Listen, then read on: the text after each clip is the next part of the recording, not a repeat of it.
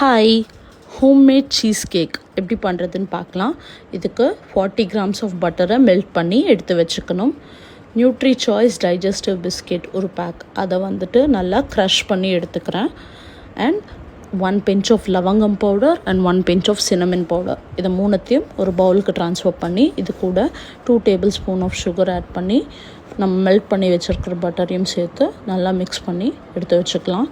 இது எல்லாத்தையும் வந்துட்டு ஒரு பேக்கிங் மோல்டில் வந்து பார்ச்மெண்ட் பேப்பர் போட்டு ட்ரான்ஸ்ஃபர் பண்ணிவிட்டு அதை வந்து ஃபர்ஸ்ட் லேயர் பேஸ் மாதிரி செட் பண்ணுறதுக்கு டம்ளரோட பேக் சைடு யூஸ் பண்ணி ப்ரெஸ் பண்ணி எடுத்து வச்சுக்கிறேன்.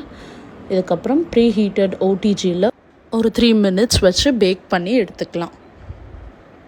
இதுக்கப்புறம் ஹோம்மேட் க்ரீம் சீஸ் எடுத்துகிட்டு அது கூட 80 grams ஆஃப் சுகர் ஆட் பண்ணி நல்லா மிக்ஸ் பண்ணி எடுத்துகிட்டு 1 cup ஆஃப் சோர் க்ரீம் அதையும் ஆட் பண்ணி நல்லா மிக்ஸ் பண்ணி எடுத்துக்கலாம்.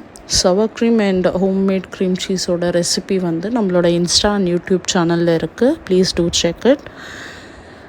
ஸோ நெக்ஸ்ட் இந்த மிக்ஸோட நம்ம வந்து 1/2 cup of fresh cream add பண்ணி நல்லா விஸ்க் பண்ணி எடுத்துக்கலாம்.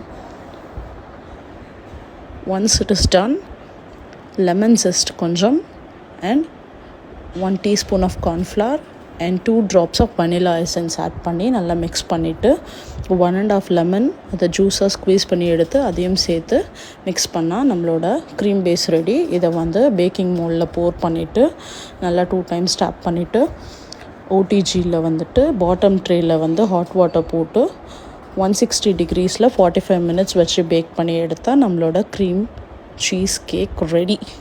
ஸோ இதை வந்து ஒரு 15 minutes நீங்கள் ரெஃப்ரிஜரேட் பண்ணிவிட்டு தென் கட் பண்ணி எடுத்து சாப்பிட்டீங்கன்னா வேறு லெவலாக இருக்கும். கண்டிப்பாக ட்ரை பண்ணுங்கள். பாய்.